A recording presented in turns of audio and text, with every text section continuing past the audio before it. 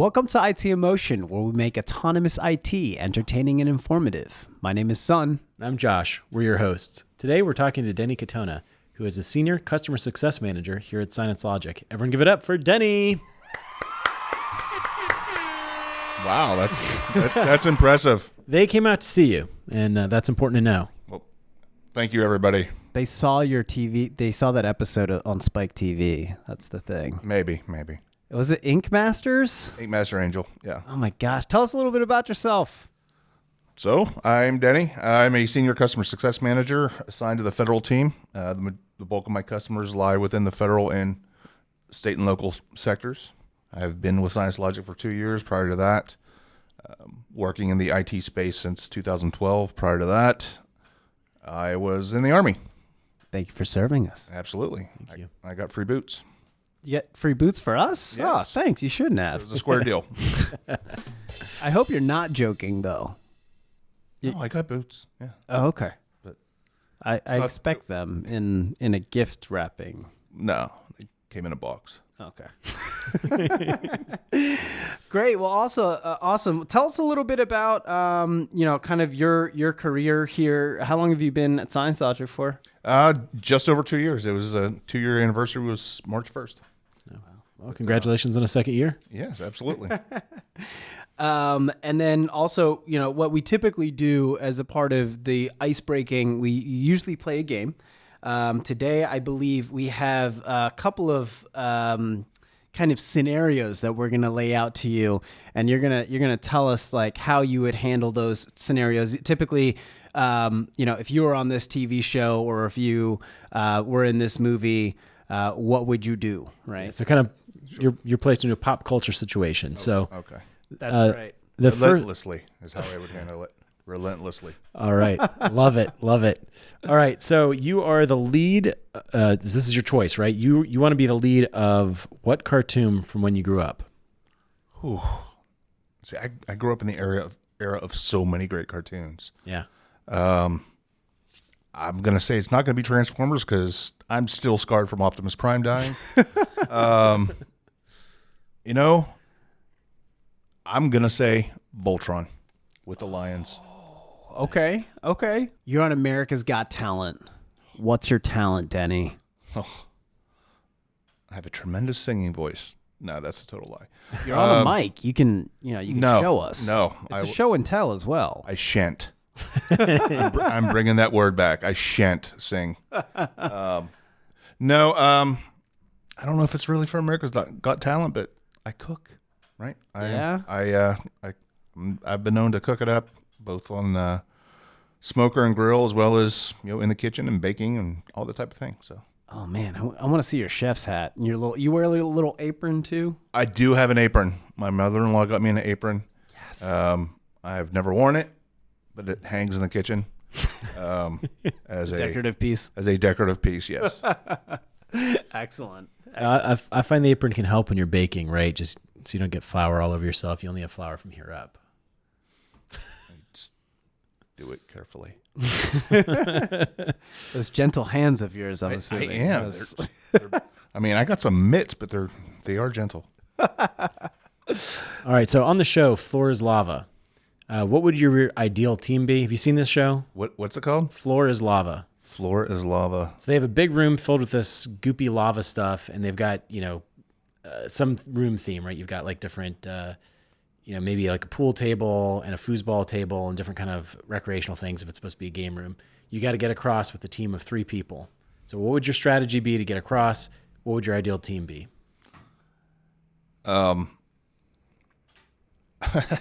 have no idea because I don't know what you're talking about. But I do think, but I'm going to roll with it. I'm going to roll with it because I think my son has seen this on YouTube. Yeah. Right? Because, he would play The Floor is Lava and he'd hop from the couch to the love seat and back and forth. That's how we all learned about it. Yeah. But I would say my son would definitely be on the team because he has seen it. And so I'm going to roll with him. And, You know what? That's a solid answer. I take my wrong button back. Yeah, and I gotta put someone on there that can actually lift my how do I say this politely? Bulky self. If right. So yeah, I gotta Hey, have if you're talking about yourself, it's not offensive, right? no, but we gotta keep this professional and stuff. So PG. it is PJ, yes. But someone big enough to lift my bulky self. I have yet to meet someone like that, but I could probably find one or two people. Hulk Hogan. Yeah, he's had back surgery, dog. Oh, okay. You said that you're quite the chef, so you're on Master Chef. Okay. Okay. First of all, what is the meat or protein that you would add to your dishes? The main theme, and also your appetizer and entree as well as dessert. I would say this is kind of an eclectic mix, right? I would say for the appetizer, I would do it's kind of a caprese salad, but I utilize like the smaller grape tomatoes, Yeah. and I kind of make them bite size, right? So that would be the appetizer. The entree would probably, if I'm going to go that route, I would do my famous reverse sear ribeyes, and then couple that with garlic smashed potatoes, perhaps some green beans fried with bacon and onion. Dessert would be we'll do a chocolate cheesecake. Ooh, I like that. That's a winner right there. I mean, if it's the final episode, though, you got some tough competition, man. Can you do it well? I nail it. Yeah? I nail it. All right. I'm getting hungry now. What time is lunch? All right. Last question. You're on Jeopardy. Which topic would you pick? Would you pick veterans issues, sports history, or potpourri?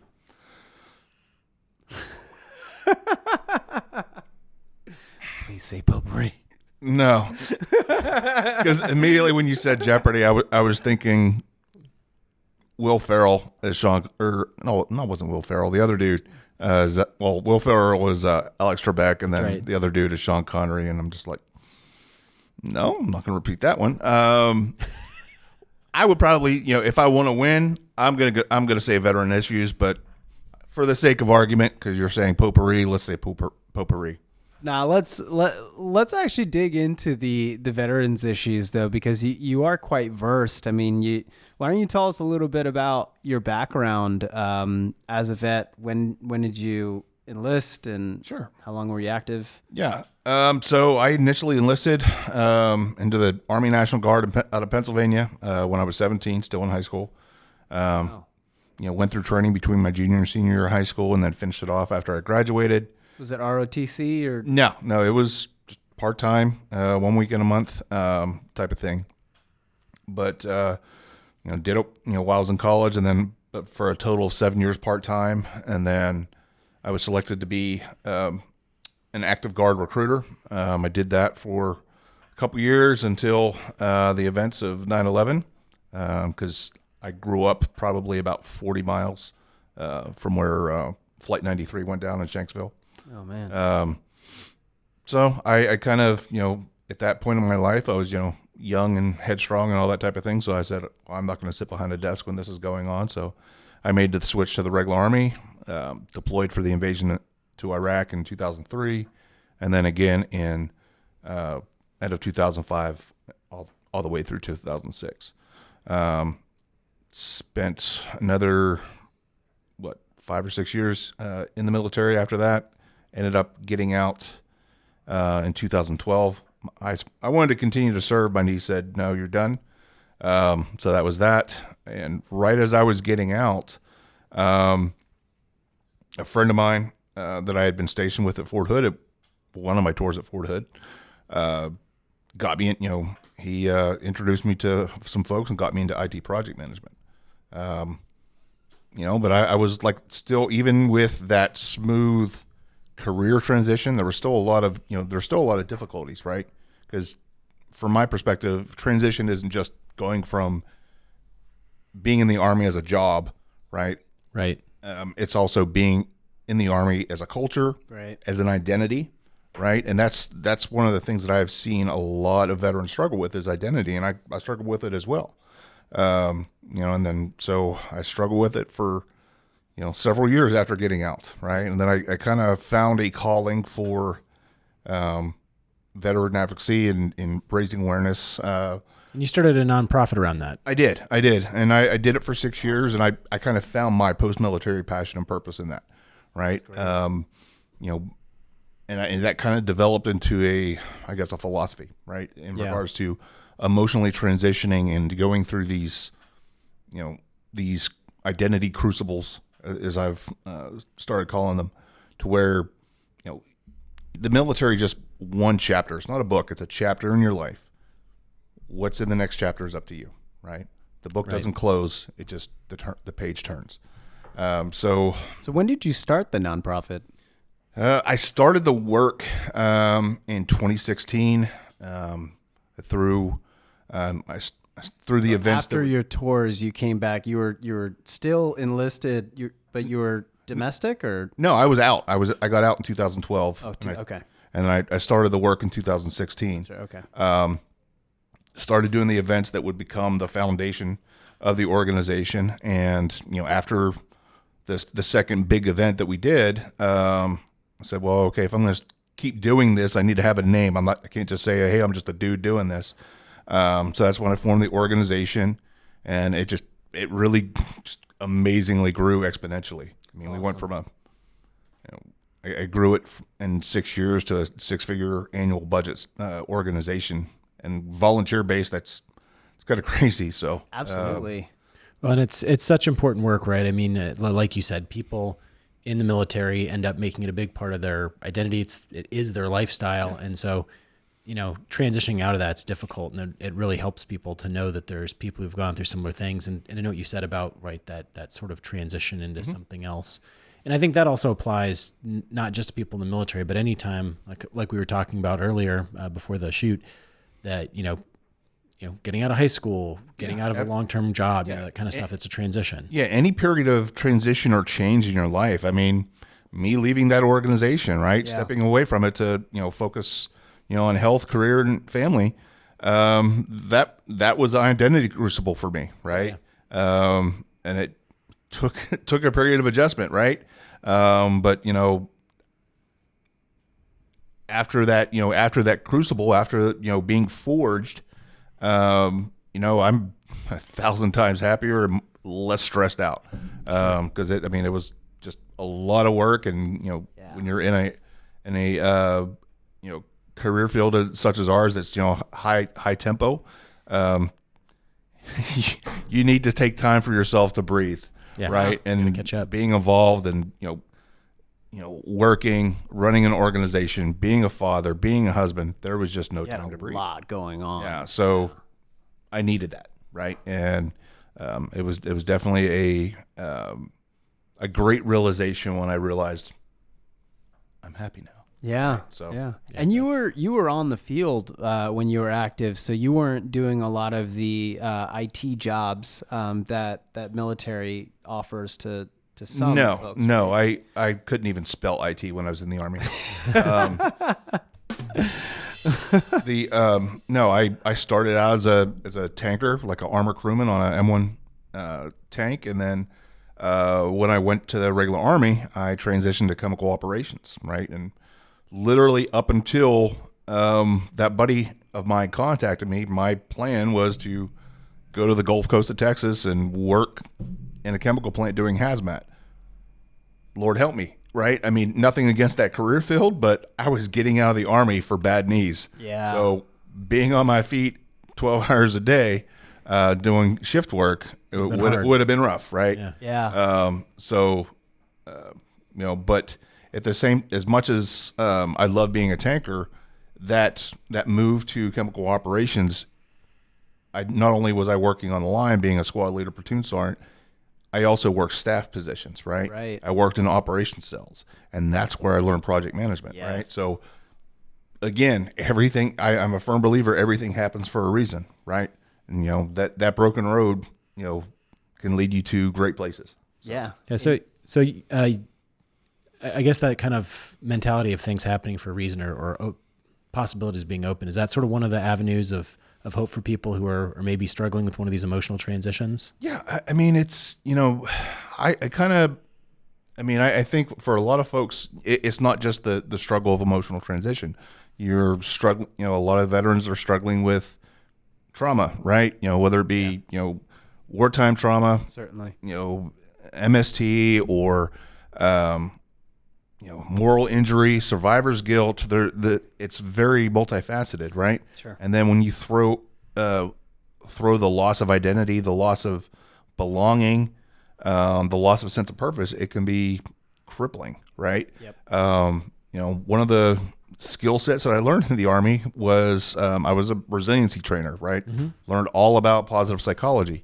And that is something that I try to do in my daily life, right? Just find three goods, no matter how big or small. What was it? How did it make you feel? What can you do to have that happen again, right? And it does wonders, right? Is that how you've helped others who've maybe lost hope through? I think a lot of the ways I've done that is just kind of sharing what I've gone through. I'm keeping a high level here, but just, sharing the challenges that I've gone through and, the depths that I was at, and that I've been able to overcome that, I think can inspire those that are, have been in that spot. Cause I'm like, I was, I'm not going to, I may not necessarily throw you a rope, but I'll show you how to climb out. Right. Yeah. Right. So that's kind of the mentality behind it. So talk to us a little bit about your personal emotional transition. First of all, please help us define the term, because you coined it, I believe, right? Possibly. I hadn't heard it before. I started saying it, but I coined the term Vet Fest in 2016, and then all across the country there's like 1,000 different Vet Fests. I'm sure I'm not the only one that came up with it, sure, but it just happened that way, right? No, it just kind of transitioning from that military mindset, that military mentality, that identity as, when I was Staff Sergeant Katona, right? I was a very different person than I am now. Sure. Right. And embracing the fact that, hey, I am a civilian, right? I'm a veteran, but I'm a civilian. My desired end state is to reintegrate back within civilian society, not, be kind of siloed off in a subset. Sure. Right. And just kind of coming to peace with that and embracing that new me, right? Finding that post-military passion and purpose, right?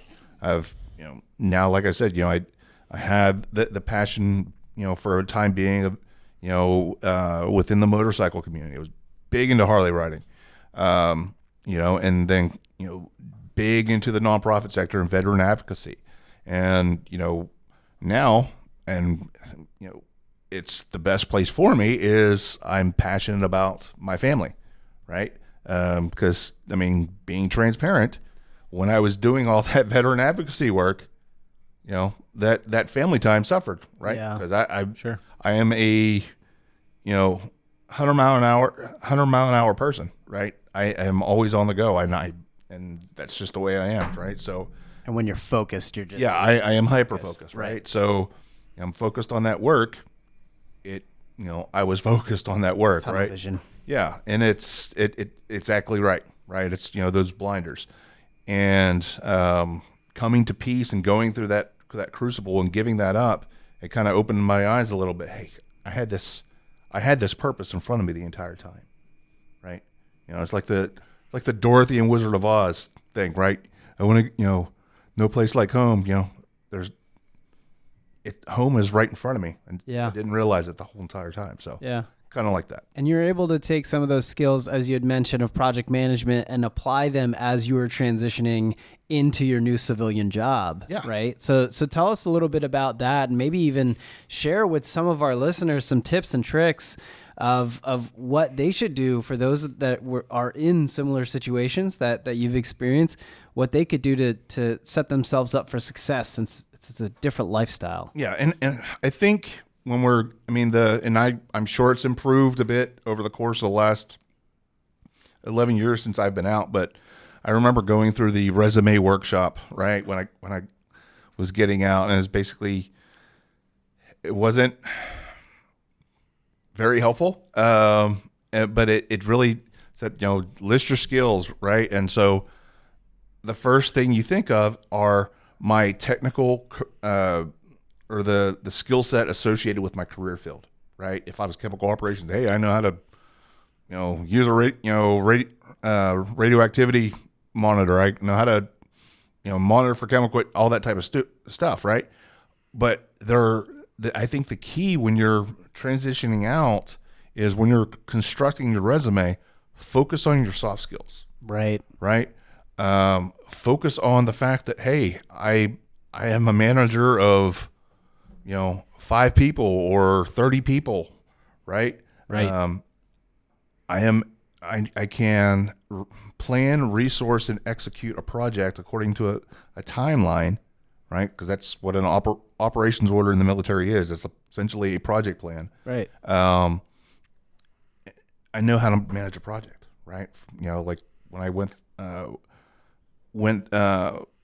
into my PMP program, I utilized military operations as the bulk of my project management experience. I used the Battle Staff NCO course as my required PDUs for the PMP. Yeah. Right. So it translates, right? Yeah. And that's what we have to focus on. We don't have to think, well, I was an infantryman, so the only thing I'm good to be is a cop or a janitor or whatever. No. Yeah. You have a valuable skill set. Yeah. Right. You can think critically. You can think outside the box in order to meet organizational goals. Yeah. Right. You can adapt and overcome risk and obstacles to meet those goals, and that's critical. It was critical in project management. It's critical in customer success. Right. And it can be critical in a myriad of career fields. Right. So focus on those soft skills because, transparently, your average person coming out of college does not necessarily have those soft skills instilled upon them. Sure. Right. And that's what can give you the competitive edge in the job market. Yeah, and I imagine also there's a big aspect of, soldiers have a tremendous responsibility on their shoulders, from the day they're out of basic training onward. Mm-hmm. And being able to take that, ability to handle a heavy burden of responsibility like that, it's probably also another kind of area of competitive advantage. Yeah, absolutely. I mean, that sense of responsibility and that sense of mission and that sense of ownership, right? When, I had soldiers and I was responsible for them on duty and off duty, right? I remember, standing on the carpet trying to explain why, Private Snuffy got in trouble over the weekend. Yeah. Because he's 20. Yeah. But you have to take that ownership, and that enables you to, to mentor those soldiers and everything like that. And you can apply that ownership, say, hey, these are my customers. Right. Right. It is my responsibility to mentor them and guide them along, their journey with ScienceLogic. Right. So it's that same sense of ownership. Right. Yeah. So, Can you share with us some of the differences that you've felt like you've had to overcome? Because I know that you've learned a lot of skills of project management in the military, but it's a very different type of project management in IT, right? well, yeah, it's What were those transitional hurdles that you had to overcome? And it's kind of a framework, right? The military decision-making process, which is the core of operational planning in the military, that's what the PMBOK was based off of, right? The divergence is when you're talking about waterfall versus Scrum and different methodologies. Sure. So that you kind of learn on the fly, right? And it's kind of the on the job training type of thing. But it's the core fundamentals. Okay, this is the desired end state. This is the scope, right? Certain things have to happen between now and then. Yeah. What are those steps? Work breakdown structure, right? What has to happen before something else can happen? Dependencies, right? Right. And then what do you also do? Risk mitigation. Well, if we're driving at night, we got to make sure we have our night vision devices, right? Okay, if we're gonna cut over a server, we need to, or if we're gonna upgrade software, we need to make sure we take a backup before we upgrade, right? It's all that, it's basic fundamentals that you can carry over and apply, and it's a school of thought that you can apply those soft skills in a myriad of different ways. So it sounds like you're saying really that the similarities between kind of the management or project management in the military context and in the civilian context dwarf the differences. Yeah, the civilian project management field was based upon military project management, so it's evolved, right? Evolved separately, but at the same time, there's that foundational base and similarity that you can kind of adapt with. Yeah, makes a lot of sense. Absolutely. And so tell me about you've been in IT now since 2012, you said? Yeah. So over the years, what has been the most exciting part about being in this industry? I think just seeing my customers successful, right? Seeing a project to successful completion, and just seeing satisfaction in the customer's eyes, right? That's where I get my joy, right? I get my joy in, hey, Denny, I'm having this huge issue, and I need a resolution. What can you do to help? And the process guys are probably staring at me, giving me the stink eye right now, but thinking outside the box, right, in order to meet organizational goals and customer goals, right? Absolutely. And it's, and seeing that satisfaction and hearing that satisfaction, it's at the end of the day, and that's all worth it. They feel like they're being taken care of. Yes. And you're not just going through the processes that they're used to, because a lot of times the customers feel like, oh, you're just going to send me to this place and they're just going to ping me back and forth between me and that person and 2 other people. Yeah. And that's, so I was in a customer meeting yesterday, and I used the term concierge. Right? It's a, $5 word right there. But ushering customers along, right? Yeah. Through each curve, each obstacle, that's my job, right? Empowering customers and seeing them succeed, and that's where my satisfaction lies. Staying aligned with their pulse of their hurdles. Absolutely. Well, and the further you get into the technology industry, you realize that it's the people more than the technology in many, many cases that determines the difference between success and failure of the technology. Yeah, right. Absolutely. You're always going to have obstacles when it comes to technology, right? Unknown bugs, and things like that. But it's like you said, it's about people. I may or may not be a people person, right? I may or may not be a talker, right? So Yeah, you are. who would have thought?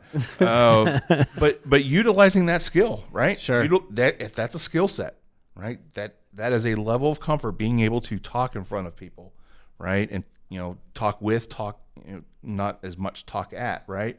And having that that level of comfort to where you can do that, and have that confidence to sharing that confidence, right? And passing that confidence on.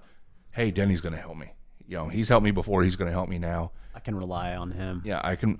He's my go-to guy. Yeah. And that only helps to improve that customer journey. So, agreed.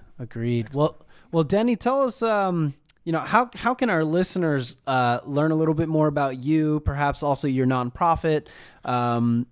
Where can they go? Well, I don't do the nonprofit anymore. I'm on LinkedIn. That's probably the best place to find me on a professional basis, right? So sure. I just kind of do what I do, right? I share obviously what we do here at the company, but I also kind of share my own tidbits of wisdom on LinkedIn and everything like that. And it's just continue to do what I've been doing. It's just doing it on a smaller scale that I'm comfortable with, right? They can also check out that episode of Ink Masters. Yes, right, on I would. TV. Yeah, I mean, but honestly, I mean, it was a really cool experience. I loved it, but it was also going on 6 years ago. So now I'm starting to sound like Al Bundy, right? So Back in my day. yeah, 3 touchdowns, not in a season, in one game. But no, in 2017, I got put on an episode of Ink Master Angels when it was filmed in Austin,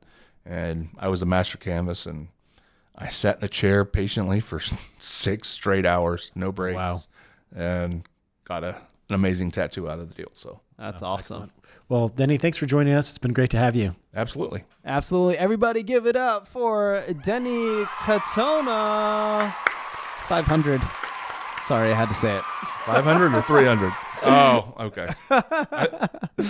All right, folks. We will see you next time. Sayonara. Thanks for listening, everybody. I hope you enjoyed this episode. If you did, please hit the subscribe button on your favorite podcast app. We're hosted on YouTube, Apple, Spotify, Stitcher, and many other podcast platforms. If you'd like to learn more about the podcast, you can do so at ScienceLogic.com/podcast.